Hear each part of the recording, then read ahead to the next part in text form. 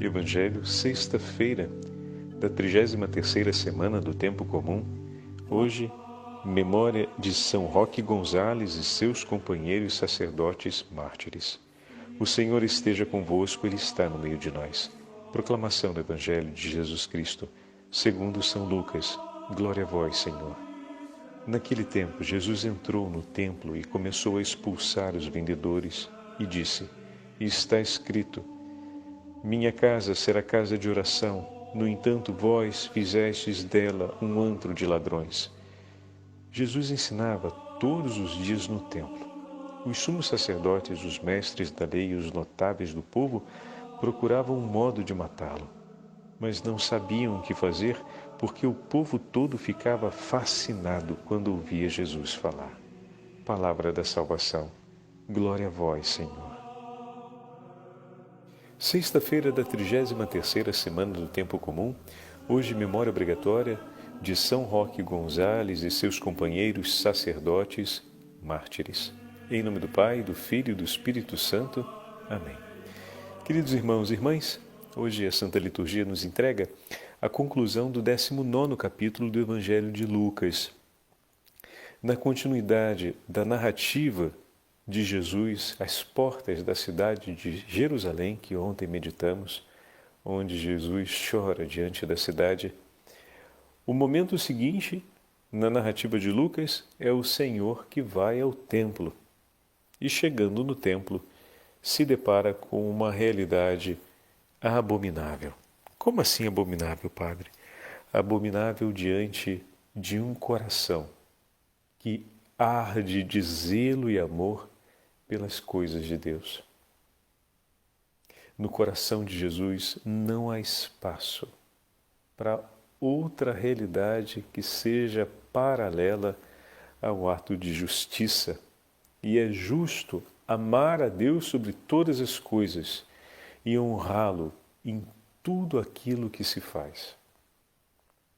É emblemática a entrada de Jesus no Templo de Jerusalém.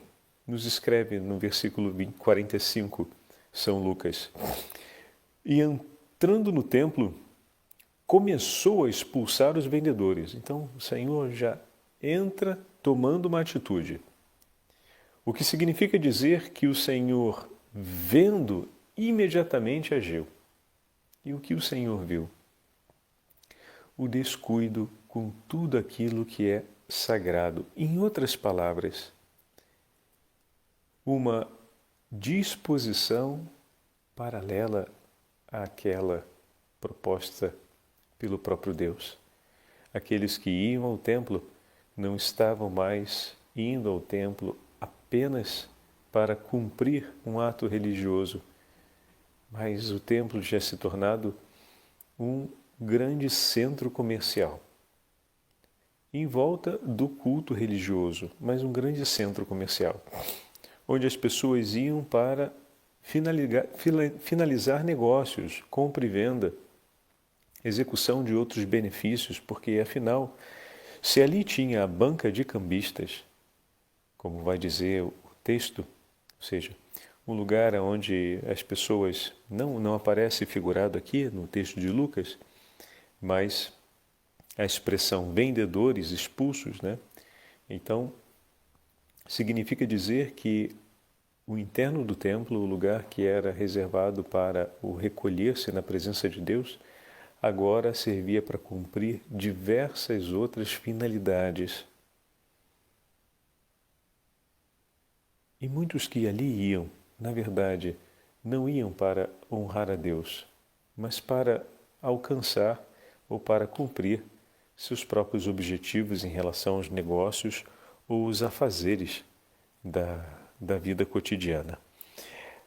O que então significa que Jesus ele foi contrário a isso, Padre? Ele não aceitou que esse tipo de postura acontecesse? A grande crise aqui é sobre dar uma finalidade diferente àquilo que se propõe, por finalidade, ser um ato de amor a Deus.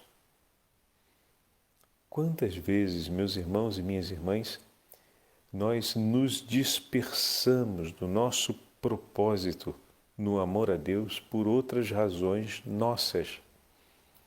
Quantas vezes fazemos bons propósitos, propósitos dignos diante do Senhor, mas quando nos deparamos com um outro interesse paralelo nosso, fazemos com que esse interesse passe à frente e aquele bom propósito se torna algo secundário. Por exemplo, o bom propósito de participar piamente da Santa Missa e viver, ou então de viver um momento de oração na igreja. Mas quantas vezes a gente já fez propostas pastorais mirabolantes e muito interessantes que acabaram colocando para fora do planejamento a participação da missa, a oração do terço, um momento de piedade ou um momento de oração comum que seja, né? Quantas vezes já fizemos propostas fantásticas de atividade pastoral e a oração se tornou, no final das contas, aquele adereço de consciência, ou no início ou no final. Porque ficar sem rezar é demais. Então a gente faz disso um adereço, né? E quantas vezes já fizemos uma inteira programação pastoral, paroquial, onde o ponto central eram os afazeres e não a comunhão da comunidade em torno da Assembleia reunida. Não tem o que discutir. A Santa Missa é o ponto central da vida pastoral de qualquer comunidade paroquial, porque ela é o cume da celebração e da oração cristã. É ali que todas as pastorais se encontram. É ali que a Igreja expressa, na sua máxima excelência, a Igreja local, a sua identidade como corpo de Cristo, coeso, íntegro, sadio, harmônico, se expressa ali, né? Então, como podemos propor uma vida, por exemplo, né, pastoral, ou uma dinâmica pastoral, que no final das contas não contemple um crescimento e uma profunda integração da vida espiritual? É inconcebível, é mudar ou fazer um desvio de finalidade, como a gente poderia dizer. Ou então, quantas vezes as pessoas casam-se propondo-se a viver uma vida cristã conforme pede o Evangelho, mas a primeira coisa que salta fora quando a vida se torna agitada é o tempo exatamente para poder participar da vida religiosa da igreja. É exatamente o tempo que vai ser da Santa Missa e da oração em casa, da oração familiar. Às vezes a gente, agora não muito, né, mas antigamente, para preparar uma festa de aniversário em família, as tias se reuniam para enrolar docinho. Às vezes a preparação da festa levava até 2, 3 dias, preparando todos os salgadinhos, preparando os docinhos, preparando os enfeites. Eu sei que os mais novos não lembram e não conheceram nada disso. Ou pouco lembram ou não conheceram nada disso. Mas aqueles que já estão na casa dos 40 lembram bem desses episódios, né? E como era bacana viver esse momento, porque toda a família estava ali empenhada. Então, quando ia chegando perto da festa de Natal, que a família se reunia na casa da avó, todo mundo já ia distribuindo mais ou menos o que ia trazer para a ceia de Natal e aquilo que as tias, as mulheres da casa iam se reunir para fazer juntas, né? Naquele último dia que seria o dia 24. E no final das contas, quantos foram os natais onde muitos da nossa casa, preparando o Natal, não foram participar da missa de Natal? Ora bolas, onde já se viu isso? Não é estranho? Está preparando o Natal, todo mundo empenhado, e na hora de ir à missa, não, estou cansado, vai você, eu fico aqui para preparar isso, para preparar aquilo. Aí é o aniversariante mesmo, que vai ser celebrado, pronto, salta fora. Então, esse desvio, vamos usar uma expressão moderna, né? Esse desvio de finalidade acontece demais na nossa vida. Se a gente não dá atenção, se torna hábito, ou seja, costume. E aquilo que vai se tornando, digamos, repetitivo, vai sendo admitido como o novo normal, no modo de se comportar, passa adiante. E uma vez que está deslocado aquilo que é o eixo e que dá o equilíbrio a toda a estrutura, vai ser depois uma sucessão de mudanças, sempre mais subjetivas, sempre mais aleatórias, se orientando segundo o interesse de momento, até chegar à grande folia, onde a vida espiritual ela não tem mais nem mesmo uma relevância. E tantas famílias querem dar certo, mas se esquecem que consagraram e declararam que o dar certo supõe Deus no centro da nossa vida. E querem dar certo sem Deus estar na centralidade da vida de cada um e do convívio de todos. Então é complicado, né? Porque é querer uma mágica, querer que as coisas se improvisem espontaneamente. E a gente sabe que muita coisa na nossa vida não se improvisa espontaneamente. Algumas coisas a gente pode até conseguir, mas os grandes e os valiosos projetos e as valiosas propostas da vida, elas não se consolidam espontaneamente. É debaixo de muito suor, de muito sacrifício e mediante uma austera tenacidade em nossos propósitos e no nosso compromisso pessoal. Então, não se improvisa, né? Então, se saiu do eixo, precisa colocar outra vez no eixo. Uma vez que estiver no eixo, agora se constrói naquela direção a qual se tem intenção. Do contrário, levamos conosco sempre as intenções, ou então fazemos projetos que estão fadados à ruína, né? Quantos projetos pastorais, quantas iniciativas pastorais, quantas iniciativas de comunidades, até mesmo religiosas, quantas iniciativas e projetos paroquiais não deram certo no tempo porque estavam fora do eixo. Porque o eixo que é a centralidade em Cristo e na glorificação do nome do Senhor não estava mais no eixo. Isso passou um elemento secundário, se perdeu. E se perdendo, tudo aquilo que se constrói fora do eixo permanece desequilibrado e mais cedo ou mais tarde. Aliás, quanto mais cresce, mais se torna frágil, né? E mais facilmente pode ruir e ruir por inteiro. Então, Jesus entrando no templo e tomando essa atitude marca de maneira muito eloquente isso. O que o templo se tornou e o que o templo estava chamado a ser. O que nós nos tornamos como templo vivo de Deus e o que nós estávamos chamados a ser desde toda a eternidade. O que as nossas comunidades estão se tornando ou se tornaram e o que Deus chama as nossas comunidades, como Deus chama as nossas comunidades a ser.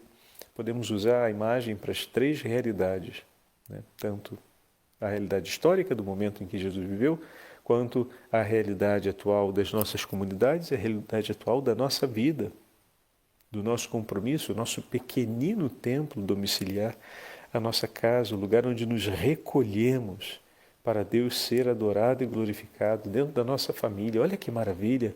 E como é que a gente faz isso? Cumprindo o mandamento do Senhor, amando-nos uns aos outros, perdoando-nos mutuamente e seguindo todas aquelas instruções que o apóstolo nos deixa em suas cartas a respeito da vida comum e lembrando dos ensinamentos de nosso Senhor. Pronto, a nossa casa se torna um santuário. E dessa forma, os nossos santos irmãos jesuítas, nas terras do Paraguai e também do Brasil, porque a redução de Caaró, ela praticamente estava dentro do território brasileiro. São Roque Gonzalez foi, por assim dizer, martirizado onde hoje são terras brasileiras. Na época, sim, é verdade, na época eram terras paraguaias, depois passaram a ser terras que integraram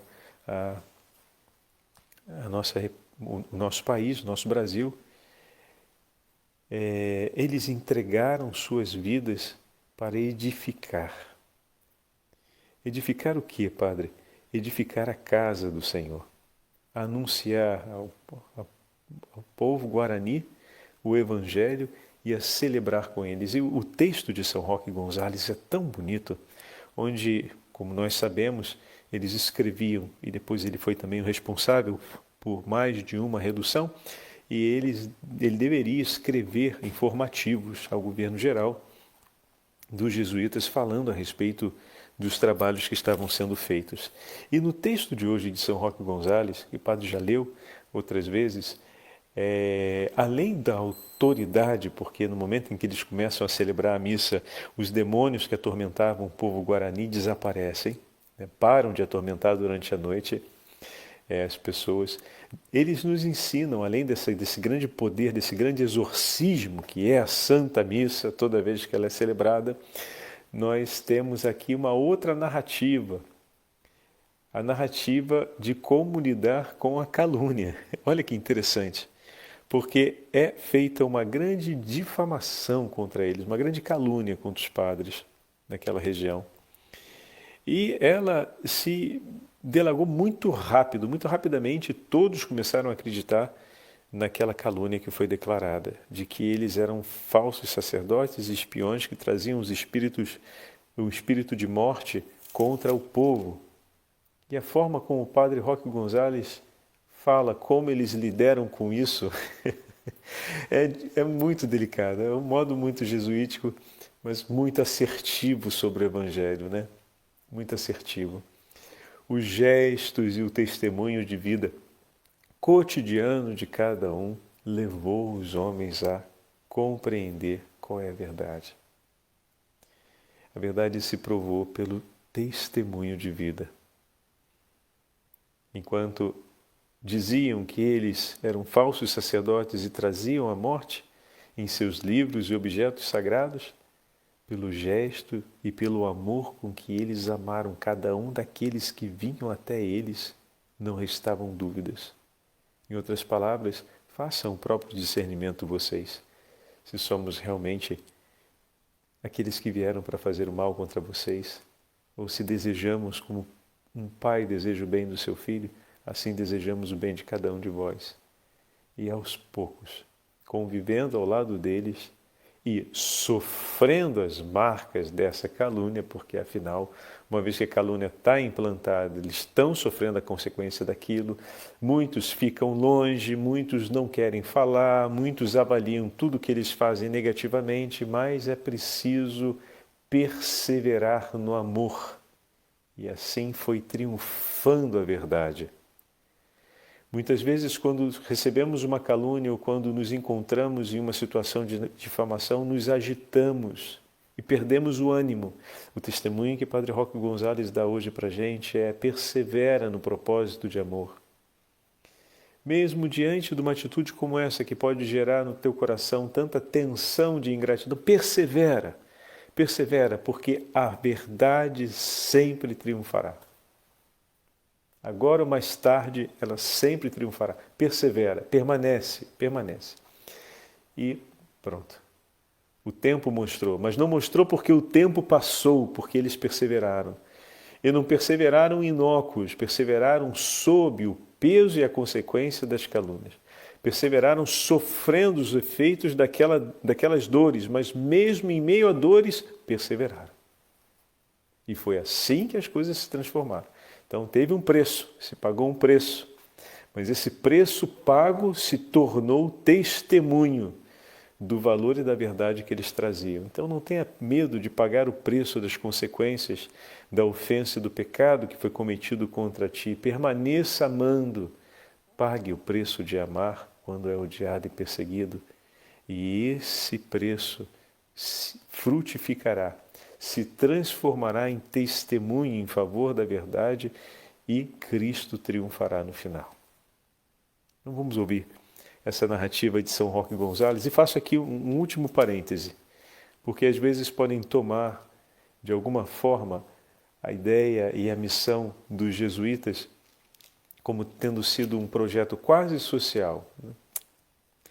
Basta ler os textos e recolher o coração desses santos sacerdotes que a gente vai entender aqui o que significa um homem comprometido com o Evangelho e comprometido com o bem social. É aquele que ama e coloca Cristo em primeiro lugar, e nenhum outro discurso, preponderâncias ou nenhuma outra intencionalidade. Todo o bem social que foi feito à luz de Cristo, e não foi feito bem social para que se pudesse iluminar Cristo. Cristo vem primeiro, olha aí, o eixo tem que estar sempre equilibrado e no lugar. Cristo vem por primeiro, tanto vem por primeiro que eles começam, e a primeira parte que ele fala é: não tínhamos onde dormir, mas o lugar onde celebrar a missa era dignamente guardado. Era tão pequeno quanto o cantinho onde dormíamos, mas era o lugar de maior dignidade da nossa casa. Homens orientados completamente para o Senhor e tudo o que faziam, faziam por amor a Cristo. Ouçamos. Voltando pouco depois para lá, encontrei um local onde podia ficar. Era uma pequena choupana perto do rio. E passado algum tempo, ofereceram-me uma palhoça maior. Ele está falando aqui sobre o que os índios ofereceram para ele quando ele voltou para aquela região que depois vai se tornar uma das reduções. 2 meses mais tarde, o padre reitor enviou o padre Diogo de Boroa. Este chegou finalmente na segunda-feira de Pentecostes. Com muita consolação, considerávamos como o amor de Deus nos ajudava naquelas terras tão longínquas onde estávamos. Dividimos entre nós o limitado espaço da nossa morada, com um tabique feito de canas. Ao lado tínhamos uma capela, pouco maior que o próprio altar em que celebrávamos a Santa Missa. Por eficácia desse supremo e divino sacrifício em que Cristo se ofereceu ao Pai na cruz, começou ele a triunfar ali, pois os demônios que antes costumavam aparecer a esses índios não se atreveram a aparecer mais, como testemunhou alguns deles. Resolvemos continuar na mesma palhoça, embora tudo nos faltasse. O frio era tanto que nos custava adormecer. O alimento também não era melhor. Milho ou farinha de mandioca, que é a comida dos índios. E porque começamos a buscar pelos bosques umas ervas de que se alimentam os papagaios, com esse apelido nos chamavam. Prosseguindo as coisas desse modo e temendo os demônios, que se a companhia de Jesus entrasse nessas regiões, eles perderiam em breve o que por tanto tempo tinham possuído, começaram a espalhar por todo o Paraná que nós éramos espiões e falsos sacerdotes e que trazíamos a morte nos nossos livros e imagens sacras. Divulgou-se isso a tal ponto que, estando o padre Boroá a explicar aos índios os mistérios da nossa fé, eles temiam aproximar-se das sagradas imagens com receio de algum contágio mortífero.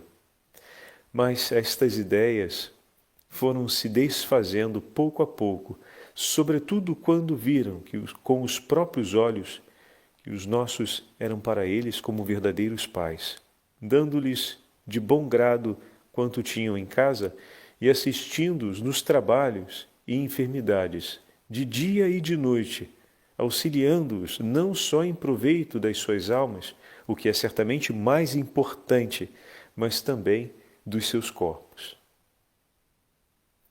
E assim, quando vimos consolidar-se o amor dos índios para conosco, pensamos então em construir uma igreja que, embora pequena e modesta e coberta com palha, apareceu a esta gente tão simples e miserável como um palácio real, e ficam atônitos quando levantam os olhos para o teto.